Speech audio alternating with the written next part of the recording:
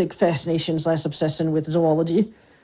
And proboscideans in particular, that's in terms of evolutionary trees, that's the elephant tree. That's the thing, it's having a lot of meanings now. But yeah, the whole evolutionary tree of elephants and mastodonts and mammoths and tuskers and gomphotheres and all that. Erytherium, Barytherium, Merytherium, or Moratherium, depending on how you pronounce it.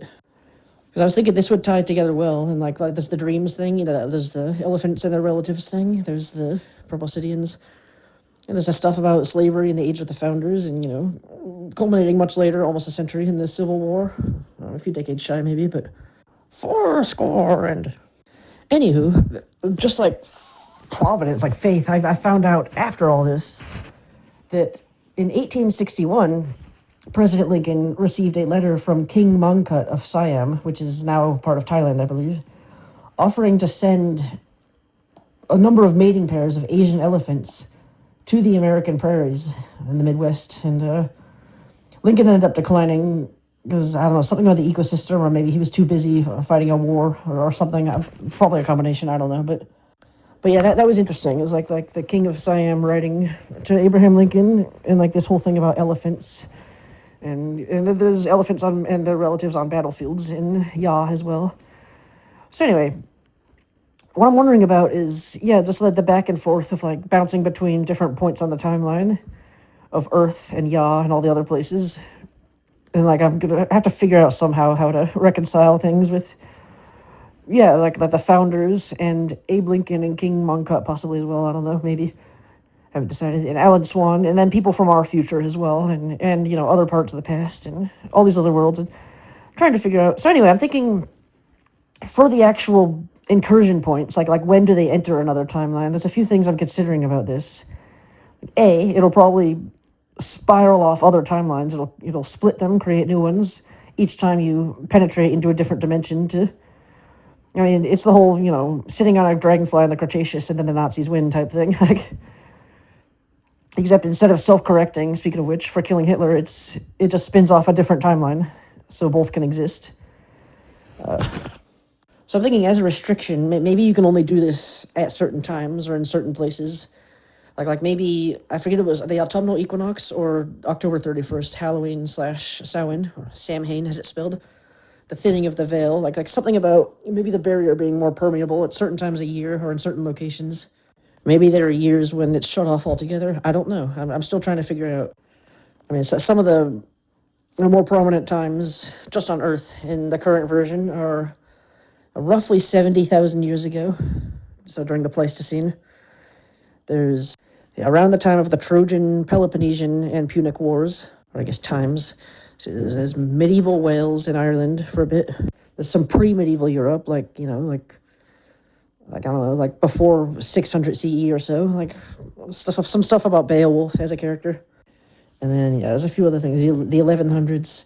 Anyway, like getting closer to the present, there is some stuff about, there's 1774, there's 1861, and then it gets up to the 1920s at one point. I completely forgot to mention 1815 through 19 or so. That's the time of the Shelleys and Byron and the Romantics. I think that was a later stage of the Romantics, maybe. Or, and Byron's Darkness, and just Mount Tambora, and Ozymandias, Frankenstein, Valperga, The Last Man, Matilda, etc. There's also To a Skylark and Adonais. But anyway, like the mid to late 18 teens, tens, whatever, then you see. 1774, 18, whatever. There's 1861 Civil War. There's some stuff in the 1920s, which is originally its own story called Swamp Witch, which I wrote late high school, early college. To tell you about that at some point. That's the one with the Eye of Merlin and all the stuff about wormholes and black holes and entropy and time. And I'll have to get into that at some point. Yes, I know entropy and time are not directly related. You've told me, but it was a thing. But I more meant as in they are both included or involved. But that was roughly the 1920s, and there's some stuff about World War II, and I guess a bit about one as well, but let's see, I think then there's the 70s, and then finally, of course, Alan is born presumably sometime in the current version of, in the mid to late 90s, and then, after that, that's 2004 is the main timeline, where it starts, 2004, Then there's 2009 because of the original, 2020 because of, the origins of cloud bats and my own history and everything. And plus, it was an interesting time in general. I low-key wish for another one. That would be awesome.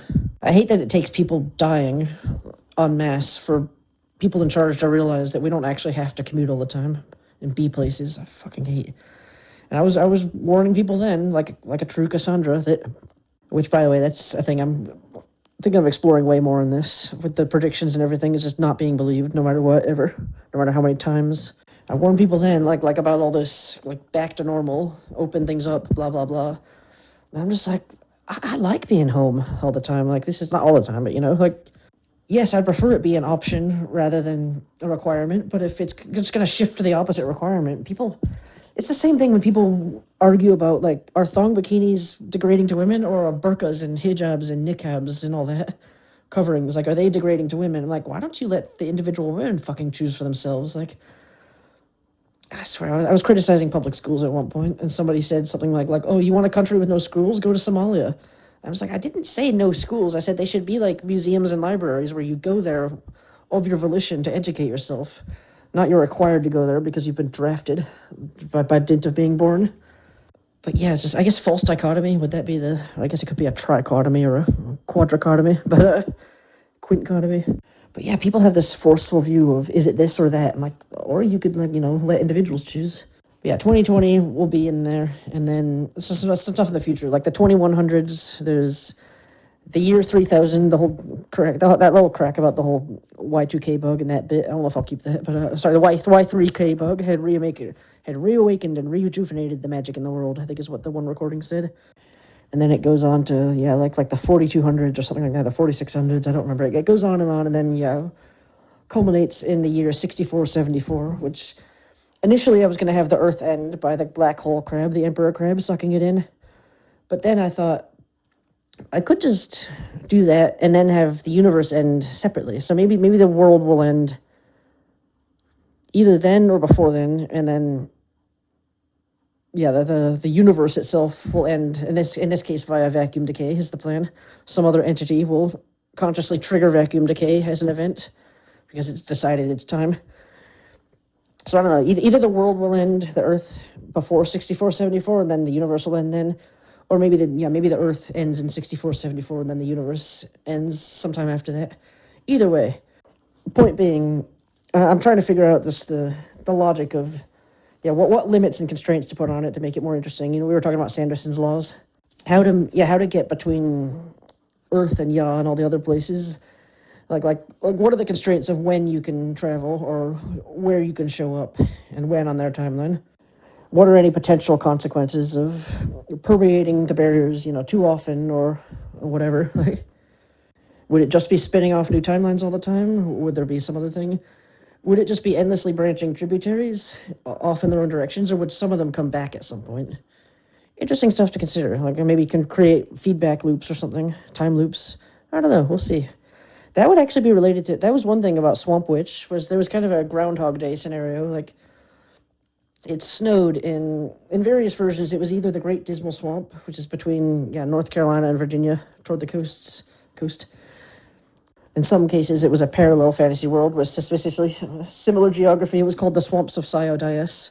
Anyway, before they go through the underground layers of Labyrinth and everything and get to the Eye of Merlin and deal with time and entropy and wormholes and black holes and all that, before any of that, it was just... there's kind of a bubble around this swamp inhabited by... There's initially this guild of witches whose purpose is to fend off these interdimensional demons which have an effect on the climate. So climatological literal demon creatures infiltrating from other dimensions to accelerate climate change here. Come to think of it, sounds a bit like my subsequent magic system of entropathy or entropathy. The magic of entropaths. Those who can accelerate that of the system. That version was, that there was, so there's this fraction, there's this guild of witches. That's kind of their purpose, is to secretly protect the world from a threat it doesn't know exists, permeating across the barriers of dimensions and coming in here to accelerate climate disaster.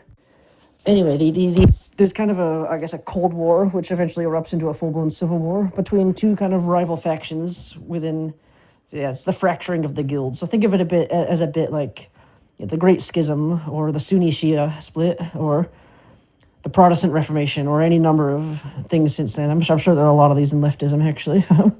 Different types of Marxist, and it happens with every ideology, it seems like. But yeah, it's like these two kind of sub-guilds of the original guild are now anticipating conflict and at some point fully escalating into it with each other, which leaves their work kind of neglected and largely undone. So anyway, in the backdrop of all this, the thing that happens is it snows, which is unusual. Snows for a solid day, and then that day repeats. Again, if you're familiar with the Bill Murray movie Groundhog Day, which I've never actually seen, but that's kind of the premise. It's just the same day on loop again and again. And so yeah, it's like the snow day is just on loop endlessly, and the main character has to figure out why. But now I'm thinking that might be related to this whole incursion points and parallel timelines, and like, just new timelines splintering off kind of thing. Splintering, that's a good word for it. But yeah, this is about 20 minutes. I'll go ahead and send this. Do you know what I have? At some point I do have more to say about, Pakistan and mountains and whales and a lot of other things, but got this for now.